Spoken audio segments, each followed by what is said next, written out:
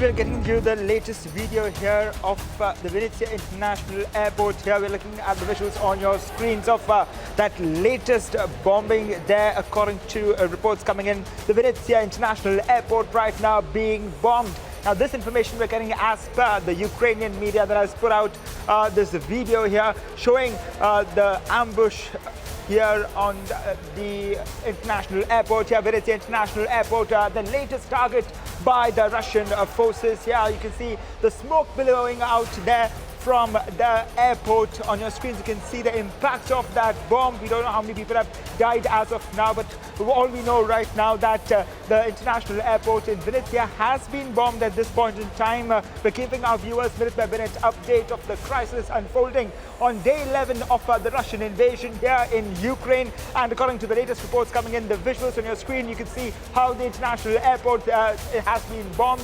It's right now on fire. You can see the smoke coming out there from the international airport. This is a far shot that we are getting. We're trying to get more visuals of the damage caused to the international airport at this point in time, but these are the latest visuals that we are getting to you right now of the Venezia International Airport right now being bombed there in Ukraine right now.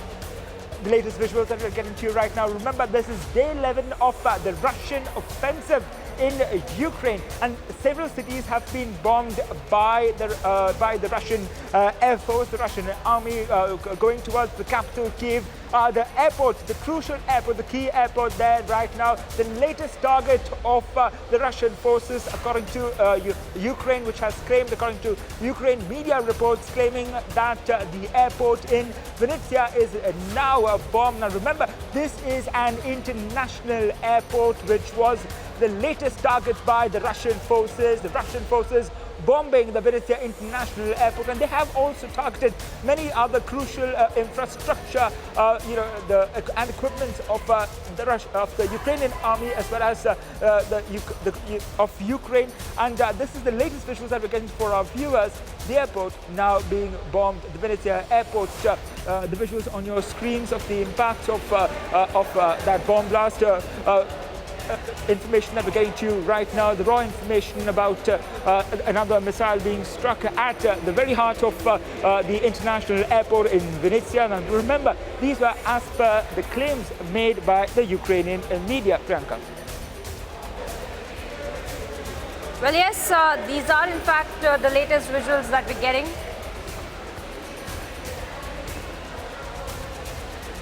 Reports coming in. And this is in fact the latest visuals that we're getting of the airport also being bombed. Remember, Kritsvino, before this as well, the Zuliani airport was another one of them that had been on the target of the Russian troops. And now we have seen another airport that has now been bombed. A very strategic bombardment that is being carried out by the Russian troops, be it the railway lines, the railway tracks, the stations, TV towers, and now airports as well. Very clearly, Russia not really walking the talk as far as the humanitarian corridors are concerned, not really adhering to the talks that had gone on when the Ukrainian and the Russian delegation had met with. And also now we see that clearly this kind of bombarding being done to make sure that there is a hindrance that is created in the movement of the civilians as well. And so we have seen the desperate lines, the desperate queues of civilians that have been stranded at the railway station, at the airports, at the ports as well, where they are trying to safely just evacuate out of the war-ridden country. But now we see another airport that has been bombed upon by the Russian troops.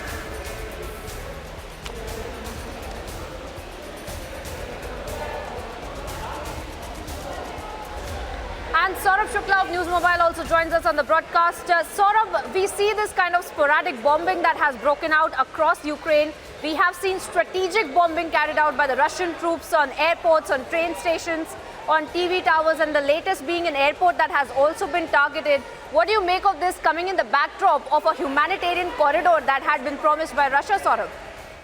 Priyanka, this is, I would say, a really bothersome situation, if you ask me, because on one hand, Russia was proclaiming that they will allow access to civilians to get away safely. And on the other hand, they are bombing those very installations which are supposed to be, ferrying those civilians to safety, be it especially the train stations. Airport, I can understand because obviously the Russians also want to destroy any strategic installation that Ukraine has, because they want to prevent any air asset to be provided to Ukraine, even though Ukraine has a very small number of aircrafts, most of which have been destroyed already. So I don't see any logic on what Russia is trying to convey to the world. Clearly, there is some element of duplicity here, because on one hand, you're saying that, oh, you want to create this, this is not a war directed at civilians, and yet you bomb this very targets which will be used by the civilians. There are, and this is, I would say, this is, a grave humanitarian situation, because there is a large section of people who are stuck. There are a large section of foreign nationals, including Indian nationals, who are stuck. And with this round of tactical bombing that Russia has unleashed, their safety becomes a major concern. And that's something which the international community must bring to the fore. In fact, India must raise it very strongly with Russia as well, because this puts our citizens, at harm's way as well, Priyanka.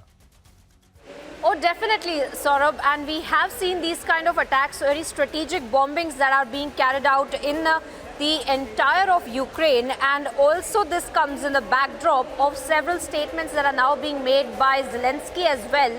And this also comes where diplomatic talks are being carried out between Ukraine and Russia, as well as the peace talks that are all set to take place. And there is an intervention from other countries, be it that of Israel as well, that has now been carried out. And now we see another change in the tone of President Zelenskyy. In fact, we do actually see some more breaking news that is coming in from Zelenskyy's office as well. We see Zelenskyy has now openly attacked the West.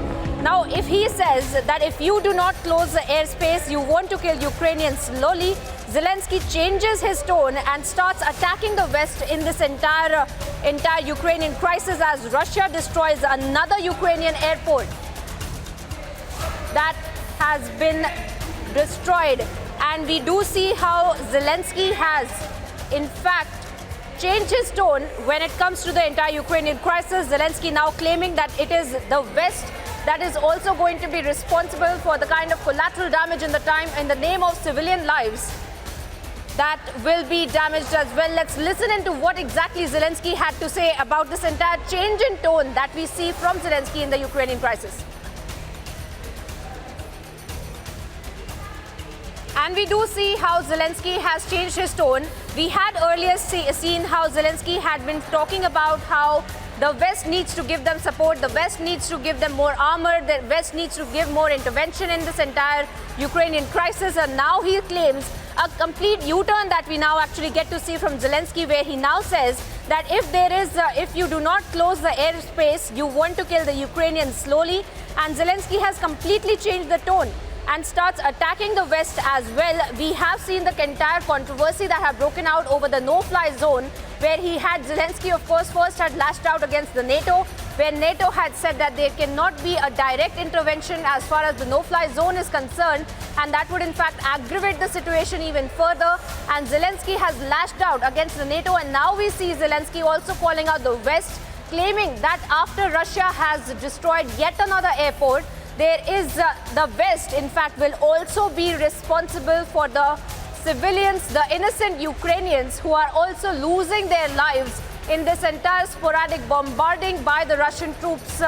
Isn't it, Crispino? We have seen the kind of tone that Zelenskyy had set earlier. He had said that he needs help from the West, but now really calling out his cards, really now taking a U-turn and saying that it is the West also who is going to be responsible for the innocent lives of Ukrainians lost. Absolutely, and what we're seeing is today being day 11, Zelenskyy is getting desperate at this point of time.